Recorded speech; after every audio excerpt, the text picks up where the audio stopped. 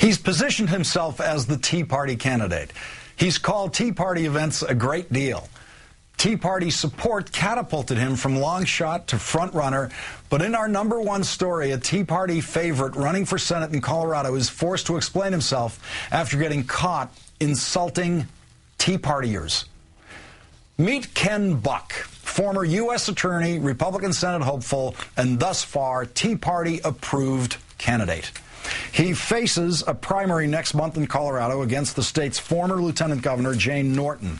Ms. Norton, once leading by double digits, now finds herself trailing Mr. Buck despite support from national GOP leaders.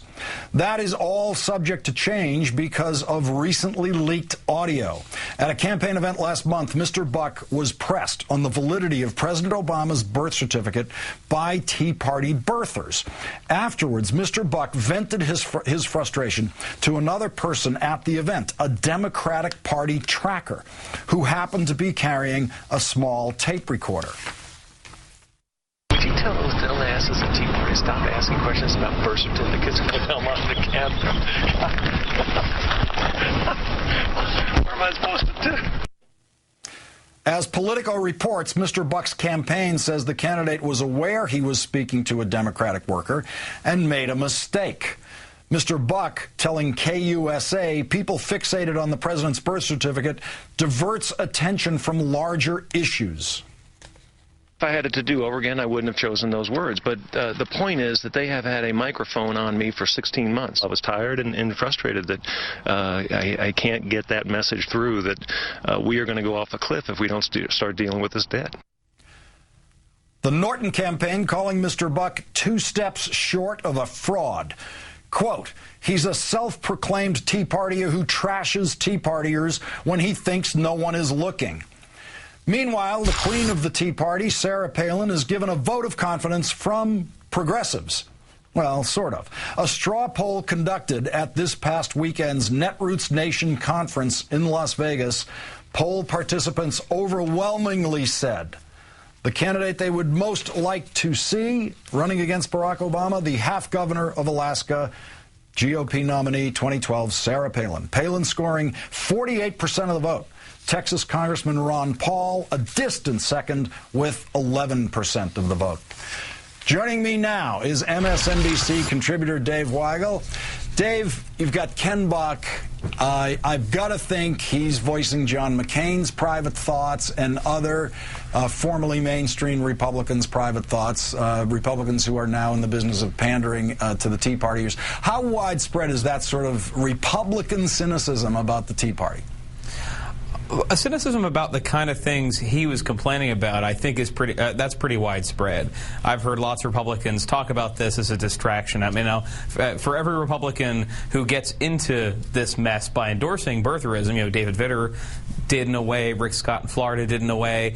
The rest of them really do think this is a distraction. And honestly, when they're conspiracy-minded, think Obama's just egging on people by letting this issue fester because, well, he's not really letting it fester, but letting this issue hang out there so that they'll look crazy, or they think it makes them look crazy. I mean, in Buck's case, I think he was being very savvy, and the walk back of what he was saying was more surprising to me than anything else.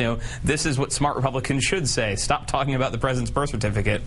Now, Buck is complaining that he cannot get Tea Party audiences to pay attention to something like the national debt because they want to talk about the president's birth certificate. Now, this starts to make me think, is the mainstream media giving the Tea Party too much credit for being actually interested in the governance of the United States?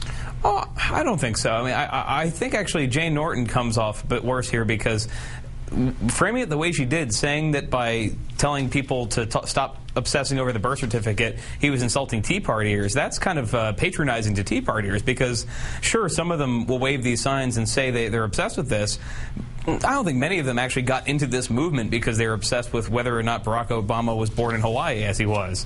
So, what Buck was saying here, I think, is legitimate, and they really do. Republicans really do believe the media and the Obama administration are letting this hang on and throwing these questions out there at their rallies in order to slip them up. Now, they're wrong. I mean, polls show that there's a big chunk of this base that believes this stuff, but They really do mean this. They want to talk about the deficit. Now, the second part of that is they don't have a lot to say about how we can cut spending while cutting taxes, but they definitely want to stop talking about the birth certificate.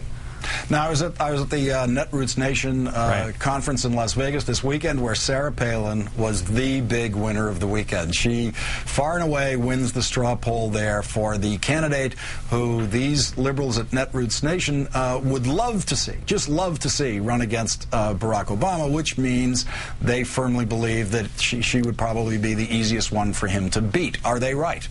I think they're right. I think this is actually savvy, and I think a lot of us in the media that they consume and the Tea Partiers consume sometimes confuse celebrity with credibility. If you look at the data and look at the polls, a good example, Greg Sarge of the Washington Post pointed out that the last NBC poll on Palin had 52% of people saying they were less likely to vote for a Palin-endorsed candidate than to vote for one she hadn't endorsed. We never hear that. We hear a lot about her rushing in to back the latest Mama Grizzly, or squibbing something on Facebook quickly about a candidate who served in Iraq. We don't hear about the fact that she's not very popular. So this is something Democrats would love to happen, and her base is actually.